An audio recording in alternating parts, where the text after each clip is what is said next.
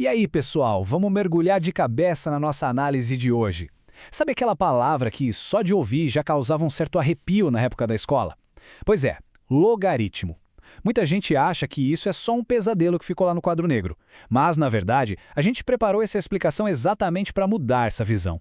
O logaritmo passa longe de ser só um conceito abstrato. Ele é uma ferramenta super poderosa, extremamente prática e que é usada literalmente para decodificar e dimensionar o mundo moderno ao nosso redor. Então vamos juntos ver como essa chave matemática realmente funciona. Para a gente começar a entender o valor real de tudo isso, pensa na seguinte situação prática. A gente coloca um dinheiro num fundo que rende juros compostos. Maravilha, mas em que momento exato esse dinheiro vai dobrar de valor?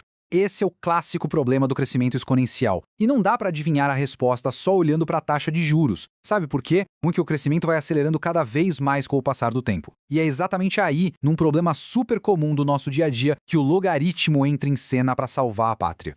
E isso bate perfeitamente com o que o material de ensino médio da Fundação Getúlio Vargas aponta. Olha só, ter esse conhecimento matemático básico não serve só para tirar nota boa na prova, não. Serve para proteger o nosso bolso. Lidar com juros compostos, decidir sobre um financiamento, entender o cartão de crédito.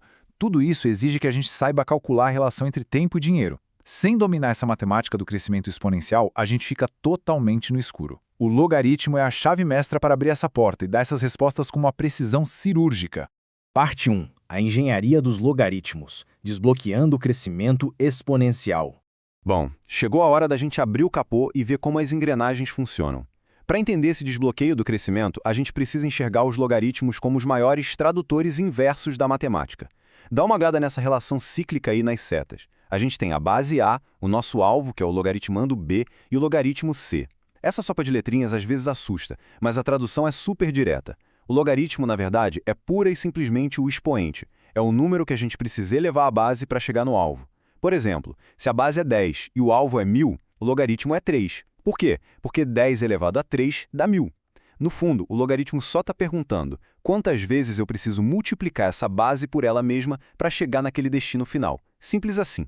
Só que tem um detalhe, tá? Essa tradução tem umas regrinhas inegociáveis. Para a máquina não quebrar as leis da matemática, existem as chamadas condições de existência. A nossa base, o A, precisa ser maior que 0 e diferente de 1. Mas por que não pode ser 1? Porque o número 1 elevado a qualquer coisa vai ser sempre 1, então a gente não sairia do lugar. E bases negativas? Elas viram uma bagunça, gerando oscilações caóticas quando usamos expoentes fracionários. Por causa de tudo isso, o nosso alvo, o logaritmando B, também tem que ser sempre maior que 0. Qualquer logaritmo que tente burlar essas regras simplesmente não existe no mundo dos números reais.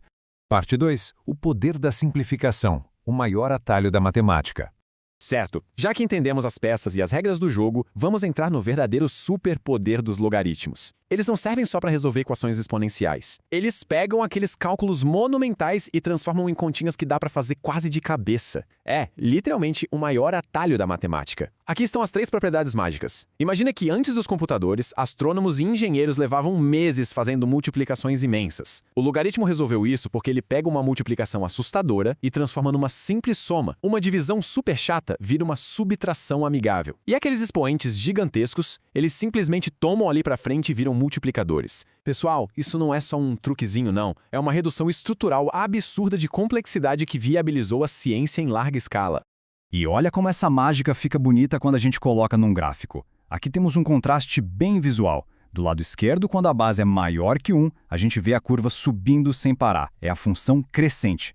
Já do lado direito, quando a base fica ali espremida entre o 0 e o 1, a curva desce, é a função decrescente. Mas reparem num detalhe vital. Nos dois casos, a curva azul chega super perto da linha vertical, mas nunca, jamais cruza aquele limite. Lembra das nossas regrinhas? Não existe logaritmo de 0 ou de números negativos, e o gráfico respeita isso direitinho. Além disso, as duas curvas cortam a linha horizontal exatamente no ponto 1. É a assinatura inconfundível do logaritmo. Parte 3. Logaritmos no mundo real, dimensionando o extremo. Vamos tirar isso das páginas dos livros didáticos e jogar no mundo real.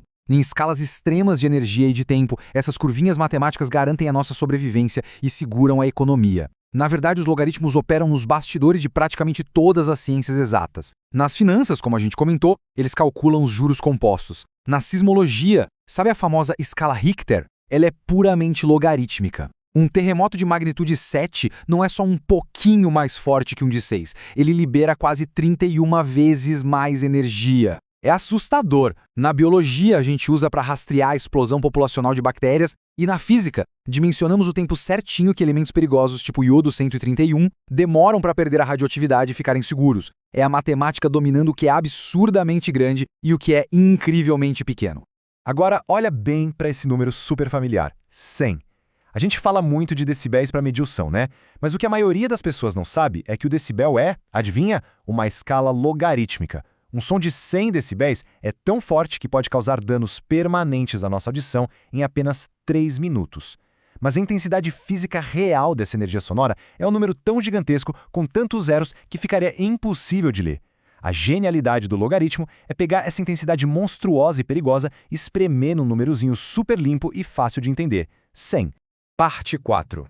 Logaritmos versus algoritmos, impulsionando a era digital.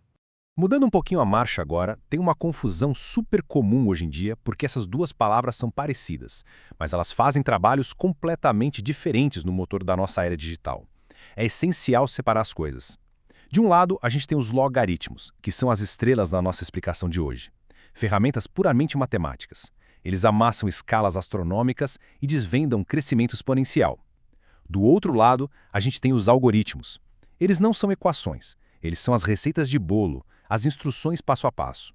Quando alguém senta e escreve um código em Python para um aplicativo de GPS funcionar, essa pessoa está criando um algoritmo. Um domina a escala matemática da informação, o outro é a lógica mental que ensina os computadores a processarem essa informação passo a passo. E, finalmente, parte 5. O futuro em escala, processando o invisível. Tudo isso traz a gente para o agora. O mundo atual gera uma quantidade de dados que cresce num ritmo tão brutalmente exponencial que é até difícil de conceber. E são as escalas logarítmicas que conseguem dimensionar os limites de toda essa informação, enquanto a lógica algorítmica corre atrás para processar esse oceano de dados em tempo real. Pensa bem, hoje a gente pegou algo que parecia só uma teoria chata de escola e vimos que é na verdade a base invisível que estrutura os investimentos do banco, entende os terremotos e até afere o som que a gente escuta. Vivendo nesse mundo que acelera cada vez mais, fica essa pergunta para a gente refletir. Quais outras forças matemáticas secretas estão agora mesmo trabalhando em silêncio para ditar o futuro da nossa tecnologia e do nosso dia a dia? Fica aí o pensamento, pessoal. E continuem sempre curiosos para explorar as engrenagens geniais que movem o nosso mundo. Até a próxima!